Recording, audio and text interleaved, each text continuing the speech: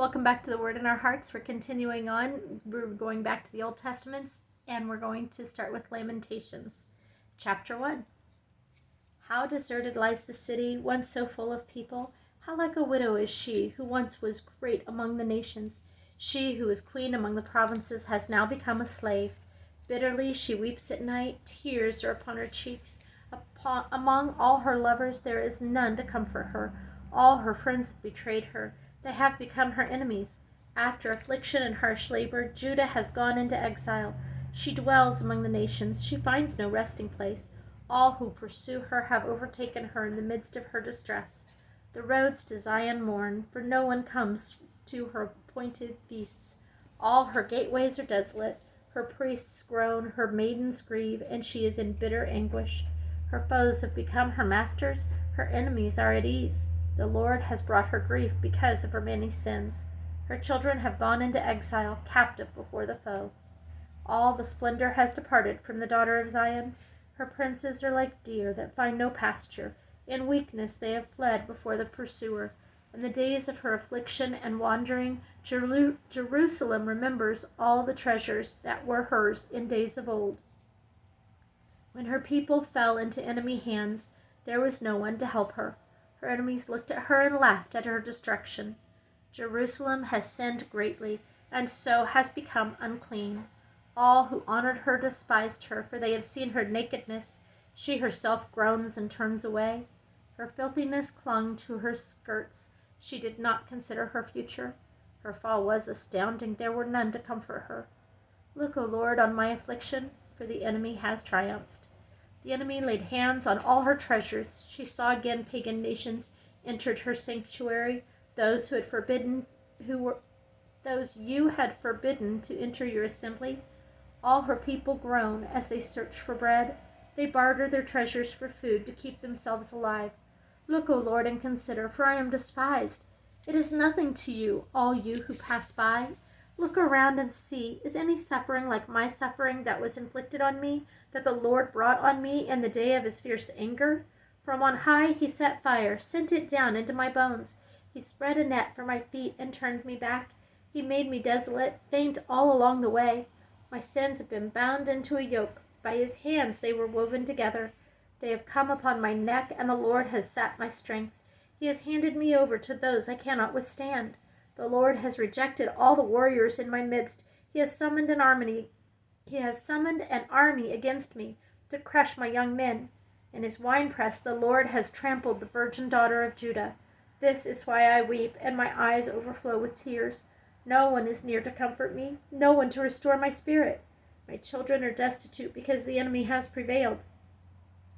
Zion stretches out her hands, but there is no one to comfort her. The Lord has decreed for Jacob that his neighbors become foes. Jerusalem has become an unclean thing among them. The Lord is righteous, yet I rebelled against his command. Listen, all you peoples, look upon my suffering. My young men and maidens have gone into exile. I called to my allies, but they betrayed me. My priests and my elders perished in the city while they searched for food to keep themselves alive. See, O Lord, how distressed I am. I am in torment within in my heart. I am disturbed, for I have been most rebellious. Outside the sword bereaves, inside there is only death. People have heard my groaning, but there is no one to comfort me. All my enemies have heard of my distress. They rejoice at what you have done. May you bring the day you have announced, so they may become like me. Let all their wickedness come before you. Deal with them as you have dealt with me, because of all my sins. My groans are many, and my heart is faint.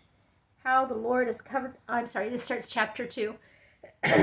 How the Lord has covered the daughter of Zion with the cloud of his anger.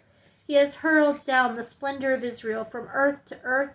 He has not remembered his footstool in the day of his anger. Without pity, the Lord has swallowed up all the dwellings of Jacob. In his wrath, he has torn down the strongholds of the daughter of Judah. He has brought her kingdom and its princes down to the ground in dishonor. In fierce anger, he has cut off every horn of Israel. He has withdrawn his right hand at the approach of the enemy. He has burned in Jacob like a flaming fire that consumes everything around it. Like an enemy, he has strung his bow.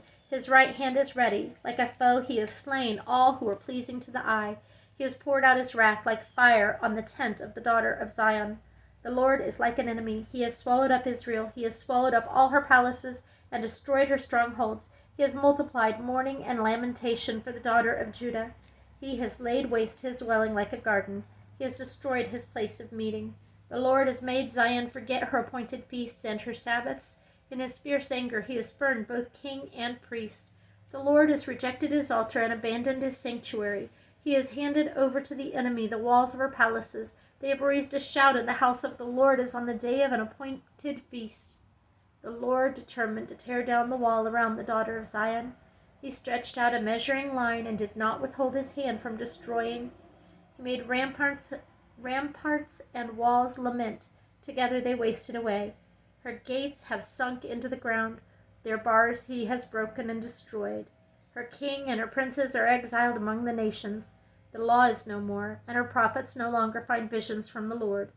The elders of the daughter of Zion sit on the ground in silence. They have sprinkled dust on their heads and put on sackcloth. The young women of Jerusalem have bowed their heads as to the ground. My eyes fail from weeping. I am in torment within. My heart is poured out on the ground because my people are destroyed, because children and infants faint in the streets of the city. They say to their mothers, "Where is bread and wine?" as they faint like wounded men in the streets of the city, as their life ebbs away in their mother's arms. What can I say for you? With what can I compare you, O daughter of Jerusalem? To what can I liken you that I may comfort you, O virgin daughter of Zion? Your wound is as deep as the sea. Who can heal you? The visions of your prophets were false and worthless. They did not expose your sin to ward off your captivity. The oracles they gave you were false and misleading. All who pass your way clap their hands at you. They scoff and shake their heads at the daughter of Jerusalem. Is this the city that was called the perfection of beauty, the joy of the whole earth? All your enemies open their mouths wide against you. They scoff and gnash their teeth and say, "We have swallowed her up. This is the day we have waited for. We have lived to see it." The Lord has done what he planned. He has fulfilled his word, which he decreed long ago. He has overthrown you without pity. He has let the enemy gloat over you. He has exalted the horn of your foes. The hearts of the people cry out to the Lord. O wall of the daughter of Zion, let your tears flow like a river day and night. Give yourself no relief, your eyes no rest.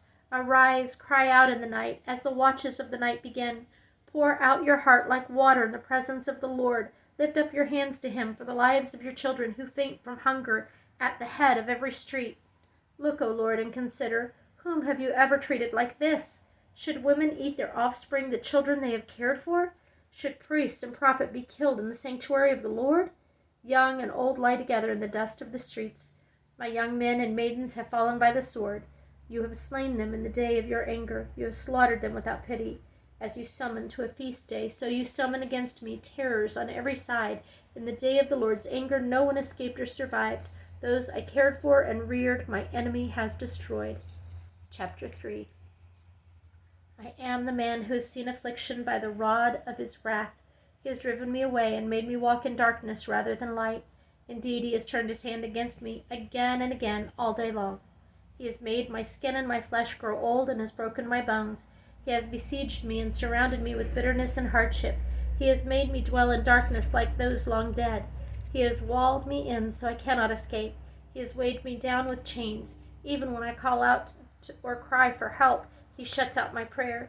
He has barred my way with blocks of stone. He has made my paths crooked, like a bear lying in wait, like a lion in hiding. He dragged me from the path and mangled me and left me without help.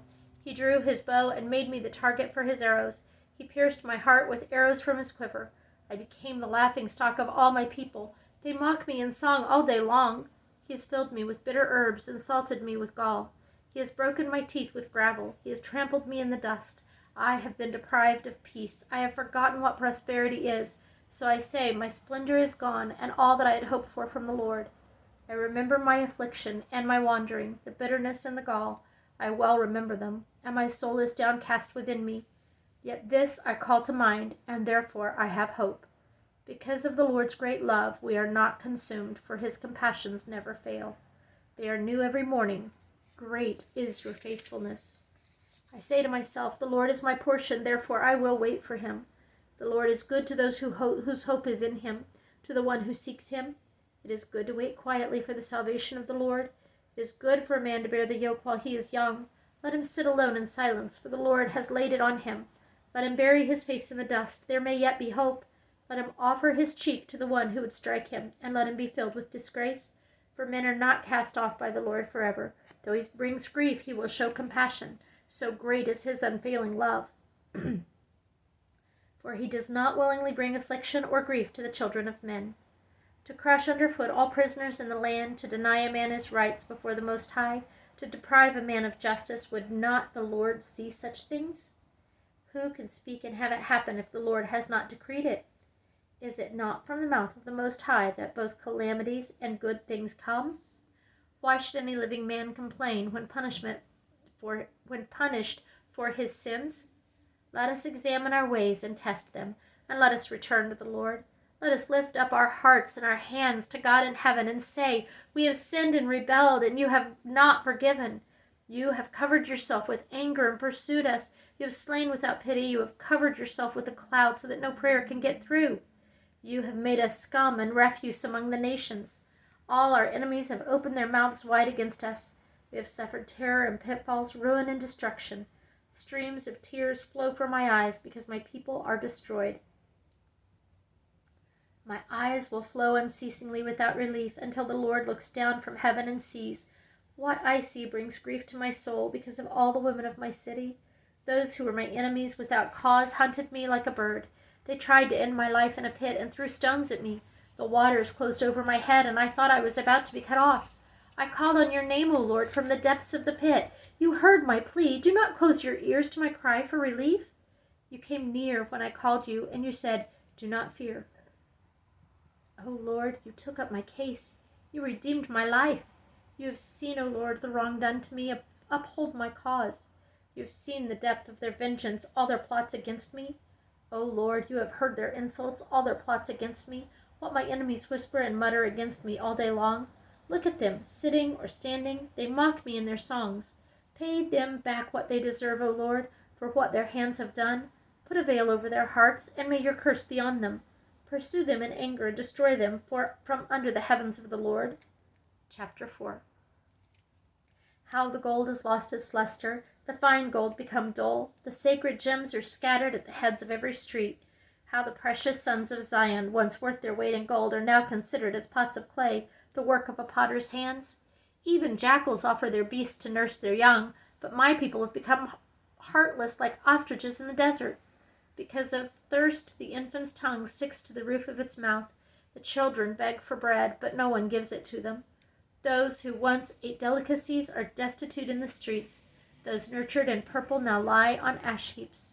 The punishment of my people is greater than that of Sodom, which was overthrown in a moment, without a hand turned to help her.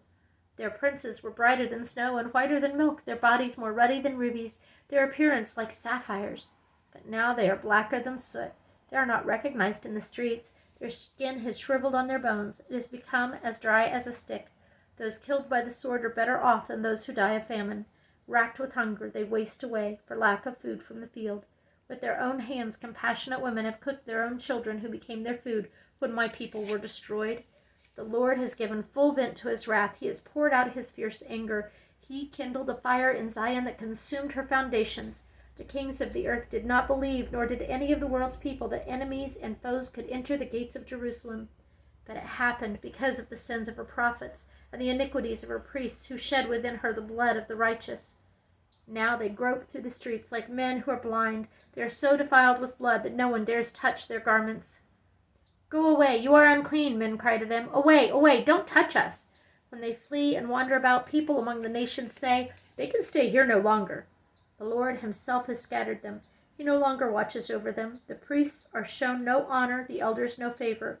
Moreover, our eyes have failed looking in vain for help. From our towers we watched for a nation that could not save us. Men stalked us at every step, so we could not walk in our streets. Our end was near, our days were numbered, for our end had come.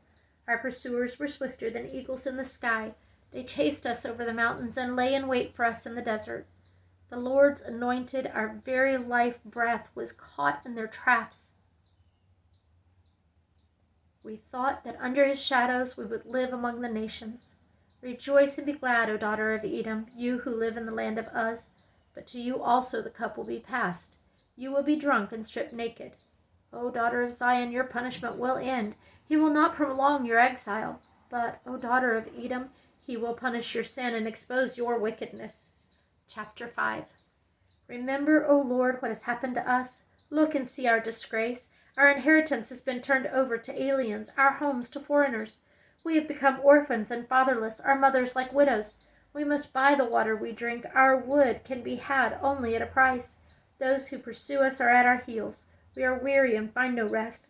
We submitted to Egypt and Assyria to get enough bread. Our fathers sinned and are no more, and we bear their punishment. Slaves rule over us, and there is none to free us from their hands.